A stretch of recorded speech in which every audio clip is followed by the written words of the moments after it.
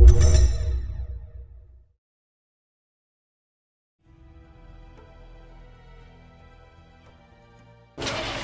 what's up? LTS from Decimal Studios here, bringing you day 1 of the Uncharted 3 beta. As you can see, this is a game of Team Deathmatch on Airstrip. Before I go too much into talking about this game, I would like to talk about my plans for our Uncharted season that goes right the way up to July 13th. First off, today we have this commentary that, aside from detailing what I've planned for the next 8 days, will also cover some of the basics of what you need to know to play Uncharted 3. Tomorrow, or day 2, I will be doing an analysis of Naughty Dog's latest trailer from E3 for the Uncharted 3 single player. And on day 3 will be a tutorial of the ins and outs of the 2 Uncharted 3 multiplayer beta maps. More news will arise on decimalstudios.tumblr.com or on our Twitter and Facebook pages. But for now, back to day 1. As you can see, I've got off to a quite good start on this map, using my personal favourite gun at the moment, the AK-47 with increased fire rate mod. The only thing I would say lets the AK down in this game is its high amount of recoil, which at times can greatly affect your accuracy.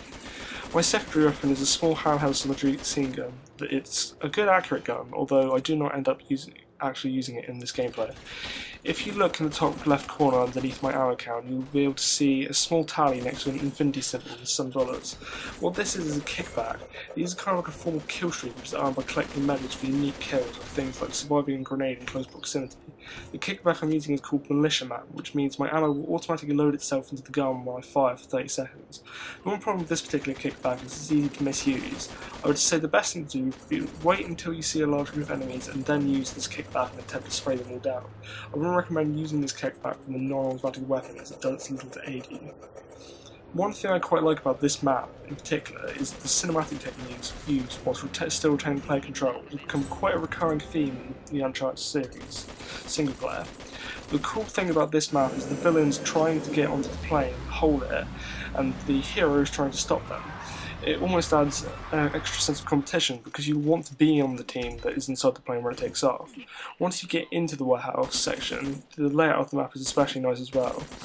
I'd say the best way to play this map is to make sure you keep track of where your teammates and buddies are going, as in Uncharted, teamwork is key. I think my favourite feature of the Uncharted multiplayer beta so far is the power plays.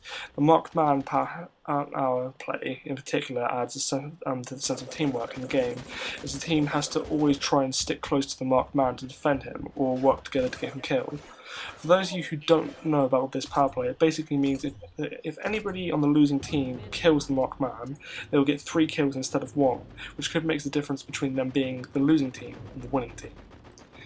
In this particular match, the marked man on our team is quite annoying, because instead of sticking with the team, he carried on running around trying to get kills. So I suppose the one problem with this mechanism is that if given to a bad player, it could knock the team down a fair few points through no fault of their own.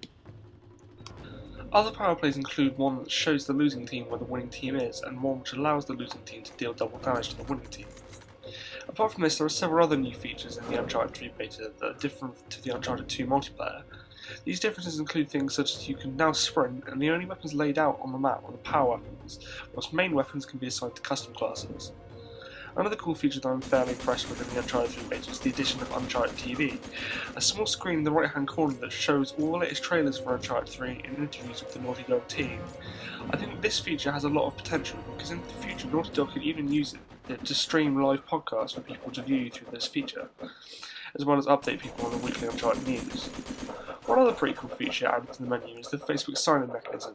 If you sign into this mechanism, you can interact with your Facebook friends that are playing Uncharted 3, the same way you could with any ordinary PSN friend. Well, this does beg the question that this could be somewhat useless a feature, as most people would have the majority of their friends on PSN anyway.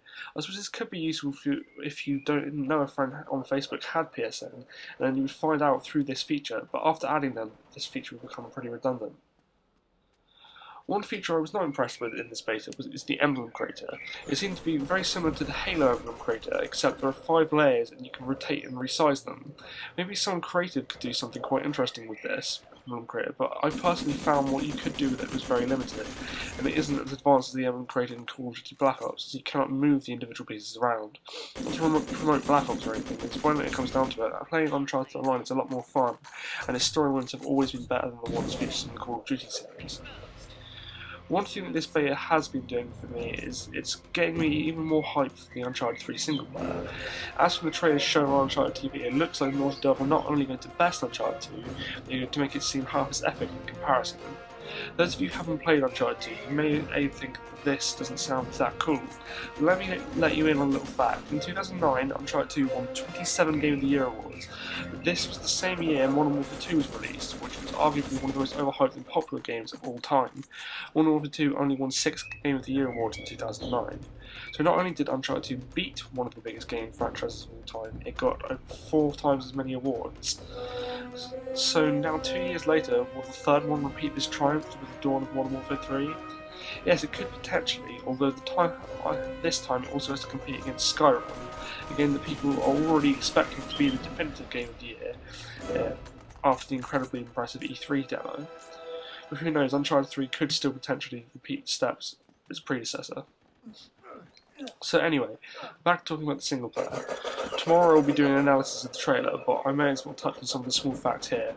Uncharted 3's story seems to focus a lot more around Nate personally than the previous two did, and it appears that Nate has a secret that you were not aware of in the previous two games. Fans will be pleased to hear that Sully is in this one and plays more of a major role in this compared to the role he played in Uncharted 2, which at times felt close to being nothing more than the nod to people who played Uncharted 1.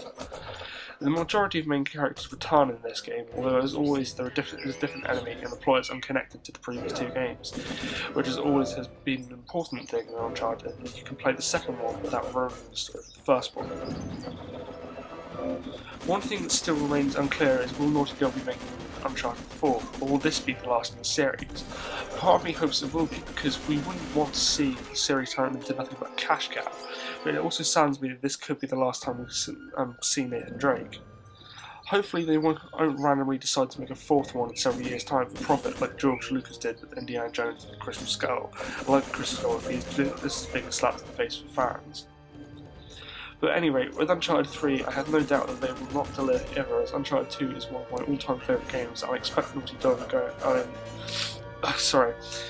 all out to meet fan expectations. Some of you may be wondering why this is one of my favourite games. Well, the main thing is the way Uncharted seems to be one, if not only, the only game that manages to have a fully cinematic feel at the same time as you being in complete control. Some games have come close to succeeding in emulating this game, the same style of gameplay, such as Dead Space 2, but none have been able to do it in the same degree as Uncharted.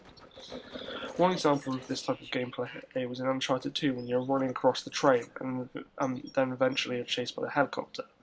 This may not sound that amazing to those of you who have not played Uncharted 2, but trust me, pick up a copy and play it, and you'll understand exactly what I'm talking about. I'm afraid that's all I have to say on Uncharted 2 for today. Stay tuned for tomorrow for my analysis of the latest trailer. Remember to rate and subscribe, and thank you for watching. Please enjoy the rest of the gameplay.